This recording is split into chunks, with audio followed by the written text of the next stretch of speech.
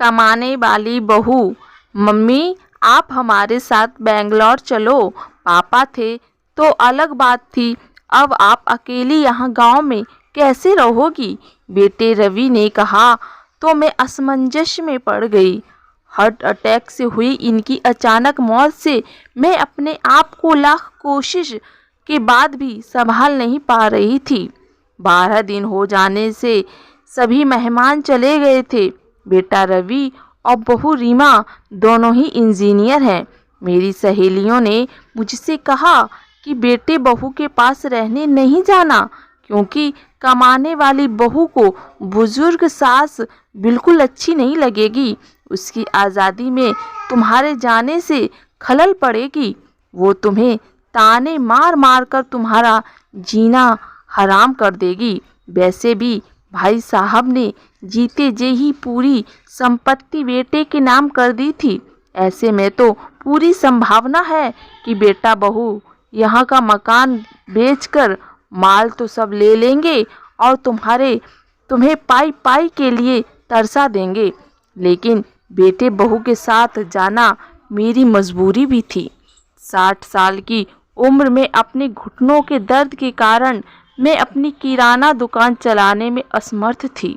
12 दिन के कार्यक्रम का पूरा खर्चा बेटे ने ही किया, लेकिन छोटे मोटे खर्च के लिए बेटे के आगे हाथ फैलाना मुझे ठीक नहीं लगा और जो थोड़े बहुत पैसे हमने जमा कर रखे थे वे खर्च हो गए। अब हालात ये थे कि मेरे पास 100 रुपये भी नहीं थे। असमंजस में मैं रवि को कोई जवाब नहीं दे पाई।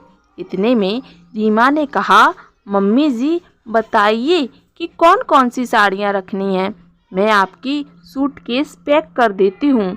रीमा के ऐसा कहने पर मैं कुछ बोल नहीं पाई और चुपचाप इन लोगों के साथ बेंगलोर आ गई। रीमा और रवि दोनों ही मेरा पूरा ख्याल रखते। सभी साथ में ही खाना खाते। रीमा मेरी पसंद के हिसाब से खाना बना देती। दोनों की यही कोशिश रहती कि मुझे इनकी याद ना सताए, मैं खुश रहूं। 8 साल का पोता लकी तो दादी माँ कहकर मेरे आगे पीछे घूमते रहता।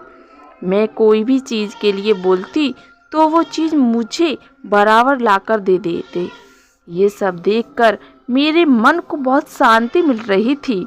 मैं सोचने लगी कि लोग बेवजह ही आजकल के बच्चों को बदनाम करते हैं कि वो लोग बुजुर्ग माँ बाप की कद्र नहीं करते। खासकर यदि बहू कमाने वाली हो तो वो सास को नौकरान ही समझने लगती हैं। रीमा भी तो कमाती है, लेकिन कितनी अच्छे से घर और दफ्तर दोनों संभालती है। कभी कोई ताना नहीं मारती। वो तो मुझे ही लगता है कि वो ऑफिस और घर दोनों जगह का काम कर थक जाती होगी, इसलिए मैं थोड़ा बहुत काम कर लेती हूँ। लेकिन बेटा और बहू दोनों ने कभी भी मुझे किसी काम के लिए नहीं कहा। 1 महीना कैसे बीत गया पता ही नहीं चला। आज सबने बाहर घूमने का कार्यक्रम बनाया। मॉल में घूमते घूमते रवि और रीमा एक दुकान से कुछ खरीद करने लगे। मैं और लकी थोड़ा आगे निकल गए। आइसक्रीम की दुकान पर लकी ने कहा, दादी माँ मुझे आइसक्रीम खानी है। मेरे ऊपर तो मानो बिजली गिर गई, क्योंकि मेरे पास तो पैसे थे ही नहीं। इतने दिनों में पैसों की कोई ज़रूरत भी महसूस नहीं हुई थी। अब क्या करूं? मेरा उतरा हुआ चेहरा देख लकी ने फिर कहा, दादी माँ प्लीज़ ले दीजिए ना। सॉरी बेटा, मैं अपना पर्स घर में ही भूल गई। मेरे ऐसा कहने पर लकी ने मेरी तरफ कुछ अजीब नज़रों से देखा। उसे लगा कि आइसक्रीम न दिलाना पड़े, इसलिए मैं बहाना मार रही हूँ। लेकिन मैं कर भी क्या सकती थी? मुझे अपनी बेवशी पर रोना आने लगा। मैं कैसी दादी हूँ कि अपने पोते को आइसक्रीम भी नहीं दिला सकती। इनके जाने के बाद पहली बार मैं अपने आप को बहुत ही असहाय महसूस कर रही थी। हमने बाहर डिनर किया। रीमा ने मेरी पसंद की काजू करी ऑर्डर की थी, लेकिन मुझे उसमें भी स्वाद नहीं आ रहा था। घर आने पर थोड़ी देर सभी ने टीवी देखी। रवि सोने चला गया और रीमा लकी के कमरे में गई ताकि मच्छर की टिकिया लगाकर उसे ब्लैंकेट आदि देकर सुला दे। मैं भी अपने कमरे में सोने चली गई। इतने में मुझे लकी की आवाज़ सुनाई दी, मम्मी, दादी माँ बहुत ही कंजूस है, तू ऐसे कैसे बोल रहा है? हाँ मम्मी, आज मॉल में घूमते वक्त मैंने दादी माँ को आइसक्रीम दिलाने को कहा तो उन्होंने कहा कि वे अपना पर्स घर में ही भूल आई हैं। कितना अच्छा है ना मम्मी कि बाहर जाओ तो पर्स ही साथ में ना ले लो जाओ तो कुछ खर्च ही नहीं होगा। कंजूस दादी माँ। ये क्या है लकी, दादी माँ के लिए ऐसा बोलते वक्त तुम्हें जरा भी विचार नहीं आया? क्या तुम उनके दुख को समझ सकते हो कि वो फिलहाल कितने दुख में है? दादी माँ को क्या दुख है? बेटा, अभी तक दादी माँ और दादाजी गांव में एक साथ रहते थे। अब अचानक दादाजी हम सबको छोड़कर चले गए। जिस व्यक्ति के साथ हम 24 घंटे रहते हैं, साथ में उठते हैं, बैठते हैं, साथ में खाना खाते हैं, अपना सुख दुख शेयर करते हैं, वो ही व्यक्ति अचानक हमसे बहुत दूर चला जाता है तो कितना दुख होता है, ये अभी तुम नहीं समझ सकते। सोचो, अचानक तुम्हारे मम्मी पापा तुमसे बहुत दूर चले जाएं, इतनी दूर कि कभी वापस ना आएं, तो क्या तुम्हें दुख नहीं होगा? नहीं मम्मी, मैं आप लोगों के बिना नहीं रह सकता। बेटा, फिर सोचो, दादी माँ दादाजी के बिना कैसे रह रही होंगी? ऐसी स्थिति में यदि वो अपना पर्स घर में भूल गई तो तुमने उन्हें कंजूस कह दिया। तुम्हें तुम्हारे प्रति उनका प्यार नहीं दिखा।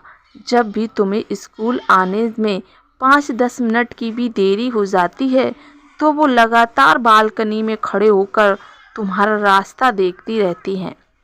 उस दिन उनके घुटनों में बहुत दर्द होने के बावजूद तुम्हारे कहने पर उन्होंने तुम्हारी मनपसंद मेथी मटर मलाई बनाई थी। इसलिए बेटा, किसी के लिए कोई भी राय बनाने से पहले उस व्यक्ति के दृष्टिकोण से भी सोचना चाहिए। सॉरी मामा, ये वार्तालाप सुनकर मुझे अपनी बहू पर बहुत गर्व हुआ। उसकी जगह यदि मैं होती तो शायद मैं भी अपने बेटे को इतने अच्छे से नहीं समझा पाती। सुबह रवि ऑफिस चला गया और लकी स्कूल। रीमा ऑफिस जाते जाते मेरे हाथ में कुछ रुपए देने लगी।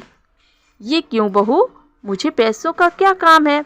मम्मी जी, इंसान को पैसों का कब काम पड़ जाए कह नहीं सकते। आप मंदिर जाती हैं, कभी दक्षिणा चढ़ा दीजिए, कभी लकी को कोई चीज़ के लिए ज़िद करने पड़े तो उसे वो चीज़ लेकर दे दीजिए।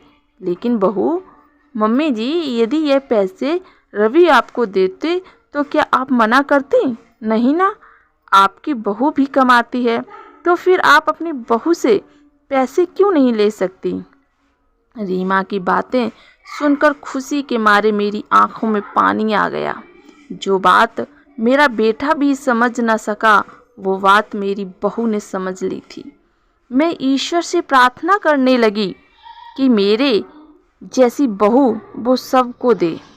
लोग बेवजह ही कुछ कमाने वाली बहुओं के दुर्व्यवहार को देखकर सभी कमाने वाली बहुओं पर लांछन लगाते हैं कि वे तुनक मिजाज और घमंडी होती हैं, सास ससुर उनको बिल्कुल अच्छे नहीं लगते आदि। कुछ बहुएं रीमा जैसी समझदार, सुलझे विचारों वाली, बड़ों का सम्मान करने वाली होती हैं। आज रीमा ने कमाने वाली बहुओं के बारे में मेरी आंखों पर पड़ा पर्दा हटा दिया था। धन्यवाद दोस्तों। आपको यह कहानी पसंद आई हो तो प्लीज़ चैनल को सब्सक्राइब करें।